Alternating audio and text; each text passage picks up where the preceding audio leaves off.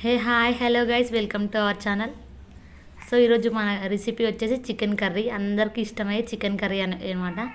ఎలా చేయాలో ఇప్పుడు చూసేద్దాము. సో దానికైతే టమాటో ముక్కలు, ఉల్లిపాయ ముక్కలు, పచ్చిమిర్చి ముక్కలు, పుదీనా, కరివేపాకు కావాలి. సో అదేవిధంగా బిర్యానీకి సంబంధించిన ఆకులు కొన్ని, చెక్క, లవంగాలు, మిరియాలు కొంచెం. సో ముందుగా అయితే స్టవ్ ఆన్ చేసుకొని ఒక ప్యాన్ అయినా కడాయినా పెట్టుకొని ఆయిల్ వేసుకున్న తర్వాత మనం ముందుగా చూపించిన బిర్యానీకి సంబంధించిన మసాలాలన్నీ వేసేయాలి. సో దాని తర్వాత మనం ముందుగా కడిగి పెట్టుకున్న పుదీనా వేసేయాలి. అలాగే అవి మంచిగా ఫ్రై అయిపోయిన తర్వాత అందులోనే ఉల్లిపాయ ముక్కలు, పచ్చిమిర్చి ముక్కలు వేసి కలిపేయాలి. సో అవి మంచిగా ఫ్రై అయిపోయిన తర్వాత అందులోనే కరివేపాకు వేసుకోవాలి. సో అవి గోల్డెన్ బ్రౌన్ కలర్ వచ్చిన తర్వాత అల్లం వెల్లుల్లి పేస్ట్ వేసుకోవాలి. అది పచ్చివాసన పోయేంత వరకు కలుపుకొని అందులోనే పసుపు యాడ్ చేసుకోవాలి. అదేవిధంగా సో చూడండి, ఇలా బ్రౌన్ కలర్ వచ్చేసిన తర్వాత అల్లం వెల్లుల్లి పేస్ట్ వేసుకొని దాని తర్వాత పసుపు వేసుకొని కలిపేసుకోండి. సో చికెన్ ఇలా చేసి చూడండి ఒకసారి, చాలా అంటే చాలా బాగుంటుంది. సో దాని తర్వాత మనం ముందుగా కట్ చేసి పెట్టుకున్న టమాటో ముక్కలు అయితే వేసి కలిపేసేయండి. సో టమాటో ముక్కలు అయితే చిన్న చిన్నగా కట్ చేసుకోండి, ఎందుకంటే గ్రేవీ వస్తుంది అందులో. టమాటో చిన్న చిన్నగా ఉంటే అంత మంచిగా గ్రేవీ వస్తుంది. సో టమాటో ముక్కలు వేసుకొని కలిపేసుకోండి.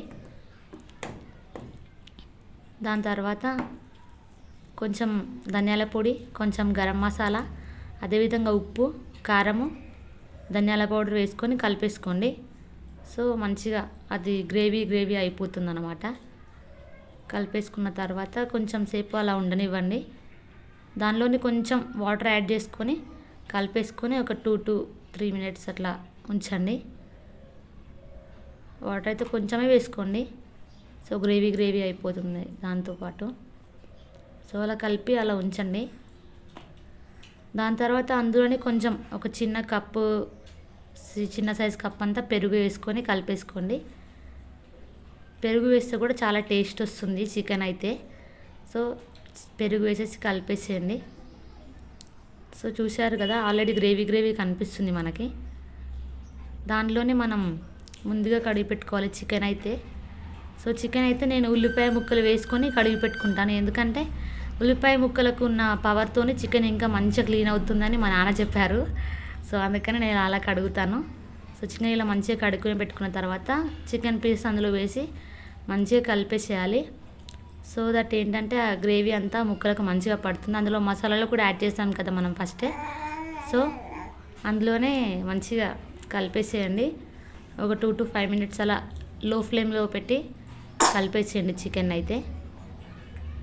సో కొంచెం సేపు మూత పెట్టి తర్వాత తీసి మళ్ళీ ఒకసారి కలిపేసుకోండి. సో అది మంచిగా ఫ్రై అయిపోతుంది ఆ గ్రేవీలో.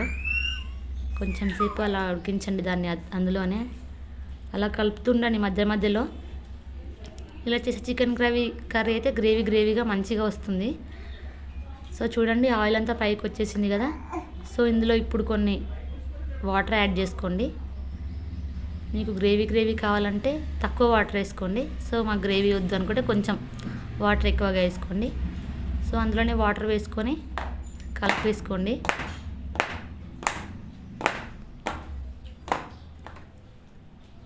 మీకు ఎంత క్వాంటిటీ వాటర్ కావాలో అంత వాటర్ పోసుకొని సో కలిపేసుకొని అలా ఉడికించండి కాసేపు అయితే.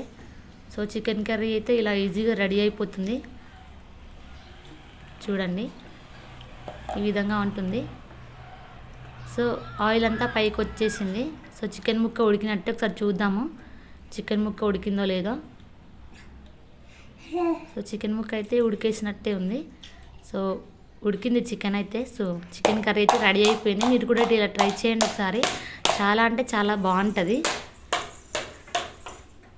చూడండి, చికెన్ అయితే రెడీ అయిపోయింది. అందరికీ ఇష్టం కదా చికెన్ అయితే.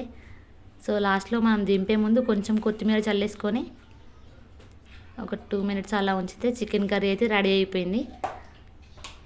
సో ఈ స్టైల్లో ఒకసారి ట్రై చేసి చూడండి, చాలా అంటే చాలా బాగుంటుంది కర్రీ. చికెన్ అంటే చాలామందికి ఇష్టం కదా. సో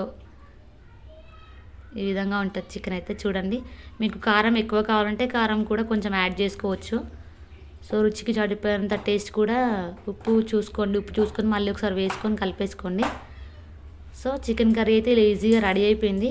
చాలా అంటే చాలా టేస్టీగా ఉంటుంది. చూడండి ఈ విధంగా కర్రీ ఉంటుంది. సో మీరు కూడా ట్రై చేసి చూడండి. నచ్చితే లైక్ చేయండి, సబ్స్క్రైబ్ చేయండి. Like, share, comment. Thanks for watching. Subscribe my channel.